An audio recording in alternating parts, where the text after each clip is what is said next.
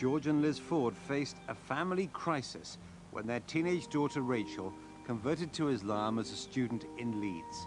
Well, when I was at school, we didn't have religious education into other religions. It was just Christianity. So unfortunately, my understanding of other religions was very poor. So my concept of Islam was incredibly limited, and I actually didn't give it any thought. Prior to Rachel undergoing her conversion, I had the impression, be it being fed by the media, I hasten to add, and by perhaps populist films, that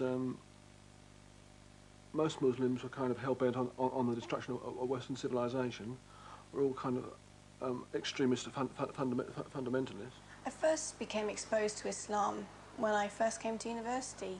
Back at home in my village, there really aren't any Muslims at all. When I came to Leeds, obviously there was quite a few, and I was very curious.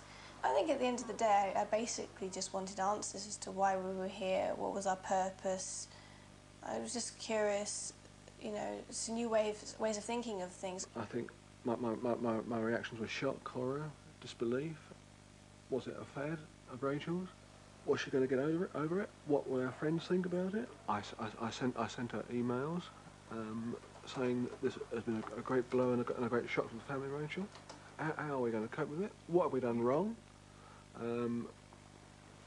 Why have you rejected our ideals, our religion, our dress code, our personal code, all out the window? Why? What have we done that's so wrong?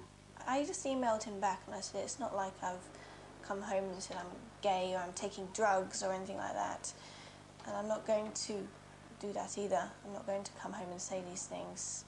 When she started to cover herself from head to toe in reams of cloth and wouldn't have a hair showing, and basically it seemed to me she didn't care what she looked like.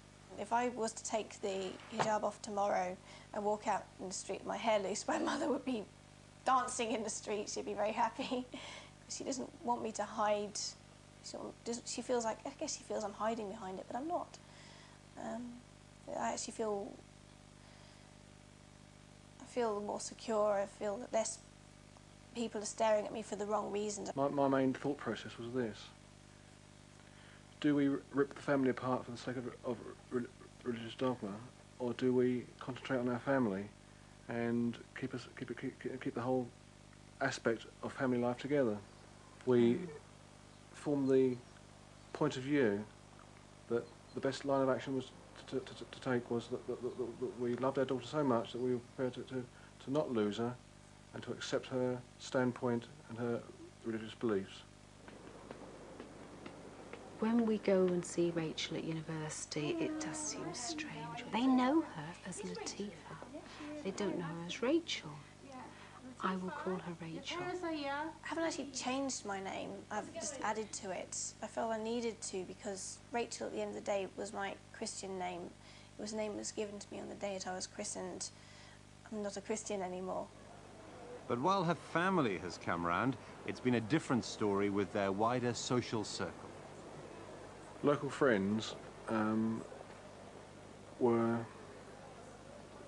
very much against the situation on a covert basis rather than an overt basis, giving grimaces, frowns, a kind of vibe of disbelief.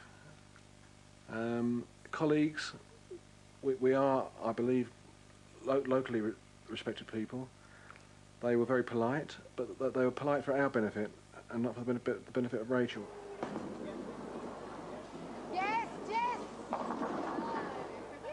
There was a time where we went out with a friend, a friend who unfortunately I won't class as a friend now, and she was certainly plied with alcohol, even though Rachel, as a Muslim, of course, does not drink, and she will not drink, and she asked for a Coke and it had something else in it.